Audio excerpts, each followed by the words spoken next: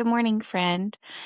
I just wanted to hop on and say good morning and introduce this series, if you will. The verse is Daniel 6:10, and it says, "Now, when Daniel knew that the writing was signed, he went home, and in his upper room with his windows open towards Jerusalem, he knelt down on his knees 3 times that day and prayed and gave thanks before God, as was his custom since early days."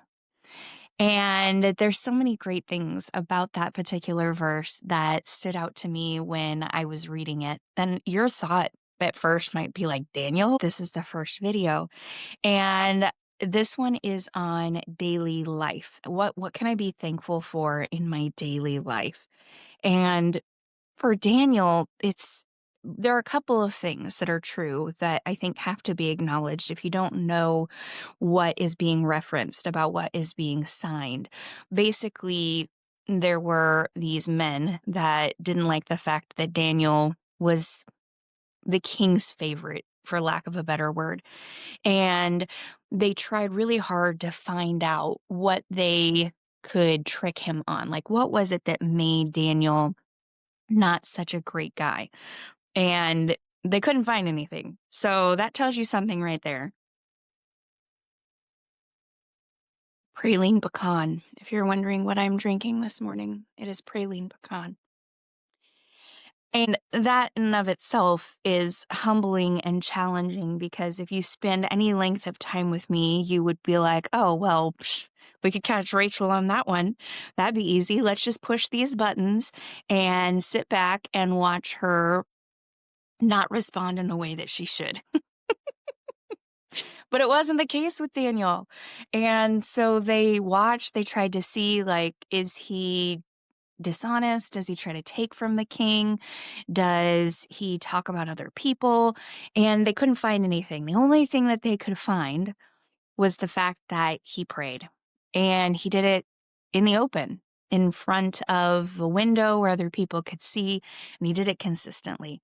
And that was the only thing that they could find. So they basically tricked the king into signing this decree that said anybody that didn't pay homage to the king only would be thrown into the lion's den. And so again, we go back to that verse, and after Daniel knew that it was signed, he knew.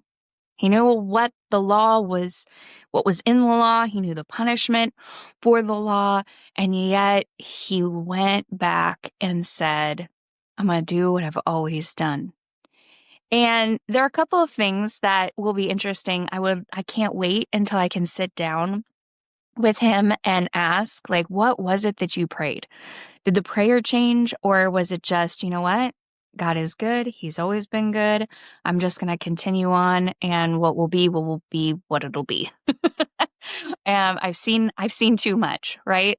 We get to that point in our lives sometimes as Christians where other Christians may look at it and say, how could you possibly go through this tragedy? How could you possibly face that decision and face it with what appears to be no fear?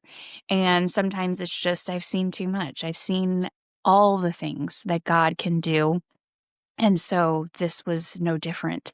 And so it'll be very interesting again to just sit down and chat with him about what was it that you prayed. And I love that he had the opportunity, right? He could have closed the windows. He could have done it in secret, and he didn't. He just said, this matters too much. It matters. He matters. God matters too much for me to try to hide any of this. And so my challenge for you today is to find 3 times during your day that you can stop and pray. And if you can get down on your knees, I encourage you to do that. There is something very humbling about being on our knees in prayer.